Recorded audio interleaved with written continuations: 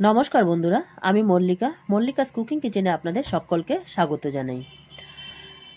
সকল বন্ধুদের happy new ইয়ারে অনেক অনেক শুভেচ্ছা, বড়দের প্রণাম, ছোটদের অনেক অনেক ভালোবাসা। তো প্রতিদিনের মতো আজকেও একটা রেসিপি নিয়ে চলে এসেছি। আজকে রেসিপিটা খেতে কিন্তু অসাধারণ। এইভাবে ডিমের ভুজিয়া রান্না করলে এর স্বাদ কিন্তু কখনো ভুলবেন না, অসাধারণ খেতে। তো ডিমের ভুজিয়া আমি কিভাবে রান্না করব সেটাই আপনাদের সঙ্গে শেয়ার করব। চলুন তাহলে শুরু করে দেওয়া যাক। তো ডিমের ভুজিয়া রান্না করার জন্য এখানে আমি পেঁয়াজকলি নিয়েছি কুচি কুচি করে কেটে, সাথে মটরশুঁটি আর গাজর সব কিছু একই রকম সাইজ করে নিয়েছি, আর সাথে নিয়েছি 3টা ডিম। গ্যাসে একটা প্যান বসিয়ে দিয়েছি, আর প্যানটা গরম হয়ে এসেছে। সামান্য পরিমাণে রিফাইন তেল দিয়ে দিলাম। তেলটাও এখন ফুটে উঠলো। যে সবজিগুলো আমি কেটে রেখেছি, পেঁয়াজকলি, মটরশুঁটি, গাজর আর কাঁচা লঙ্কা আর সাথে পেঁয়াজ কুচি, সব কিছু একসঙ্গে আমি দিয়ে দিব। খুব অল্প সময়ের মধ্যে এই রেসিপিটা হয়ে যায়, আর খুব কম মশলা, মানে কোনো মশলা ছাড়াই এই রেসিপিটা রান্না করা যায়। তো সব কিছু একসঙ্গে আমি দিয়ে দিলাম। দিয়ে দেওয়ার পরে একটু নেড়ে চেড়ে নিচ্ছি।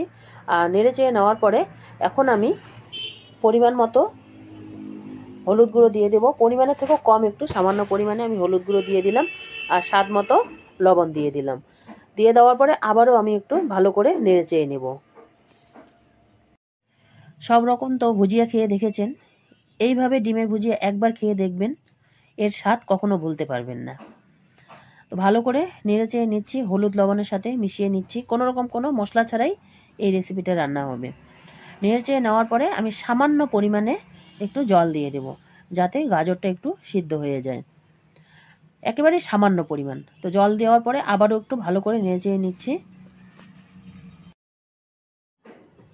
ডিমের ভুজিয়াটা রান্না করার জন্য গ্যাসের ফ্লেমটা কিন্তু মিডিয়াম হিটে থাকবে, না হাই হিটে না লো হিটে, যাতে ডিমের ভুজিয়াটা বানানোর সময় কোনো রকমভাবে পোড়া না যায়।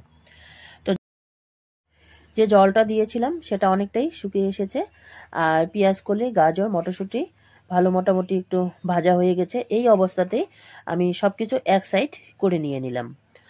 আর এখন আমি যে ডিম 3টা রেখেছি, সেই ডিম 3টাকে আমি দিয়ে দিব এক এক করে। তো সম্পূর্ণ ডিমগুলো আমার দিয়ে দেওয়া হয়ে গেল। আর দিয়ে দেওয়ার পরে এখন একটু হালকা হাতে নেড়ে চেড়ে নিব।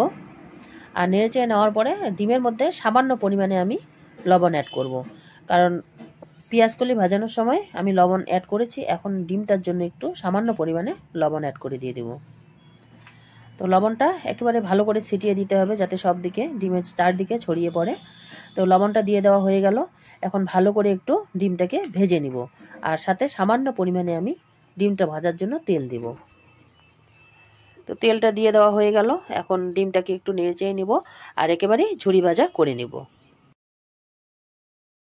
একেবারেই নতুন ধরনের একটা রেসিপি, নতুন ধরনের ডিম ভুজিয়া, আর খেতে কিন্তু অসাধারণ। একবার হলেও অবশ্যই ট্রাই করে দেখবেন এই রেসিপিটা। যদি সাথে থাকে তাহলে গরম ভাতের পাতে আর কিচ্ছু লাগবে না। তো ডিমের ভুজিয়াটা আমি সুন্দর করে কেটে কেটে নিচ্ছি, আর অলরেডি ডিমের ভুজিয়া আমার হয়ে গেল। আর আস্তে আস্তে এখন সব কিছুর সঙ্গে আমি ডিমের ভুজিয়াটাকে মিক্স করে নেব। ডিমটাকে কিন্তু একটু ভেজে নিতে হবে, নাহলে ডিমের যে একটা কাঁচা গন্ধ থাকে, ওটা থাকলে ভালো লাগে না খেতে। তো ডিমটাকে আমি ভালো করে এক সাইড করে ফ্রাই করে নিলাম, আর নিয়ে এই যে এখন সব কিছুর সঙ্গে মিশিয়ে নিলাম। খুব খুব কম সময়ের মধ্যে এই রেসিপিটা বানানো যায়, আর খেতেও কিন্তু অসাধারণ লাগে। তো ডিমের ভুজিয়া আমার অলরেডি কমপ্লিট হয়ে গেল, ডান হয়ে গেল। আর এখন একটু ভালো করে মিশিয়ে নেওয়ার পরে আমি গ্যাস অফ করে দিয়ে একটা বাটিতে আপনাদের সঙ্গে সার্ভ করে দেখাচ্ছি। গ্যাসটাকে অলরেডি অফ করে দিয়ে দিলাম, আর এখন একটা বাটি নিয়ে নিয়েছি, বাটিটার মধ্যে সার্ভ করে দেখাচ্ছি। আর এই যে দেখুন গরম গরম কতটা সুন্দর হয়েছে, দেখতেও যেমন, খেতেও কিন্তু সেরকম। আমার এই আজকের ভেজিটেবলস ডিম ভুজিয়া রেসিপিটা কেমন লাগলো অবশ্যই কিন্তু কমেন্ট করে জানাবেন। দেখা হবে নেক্সট রেসিপিতে। ততক্ষণে সবাই ভালো থাকবেন, সুস্থ থাকবেন।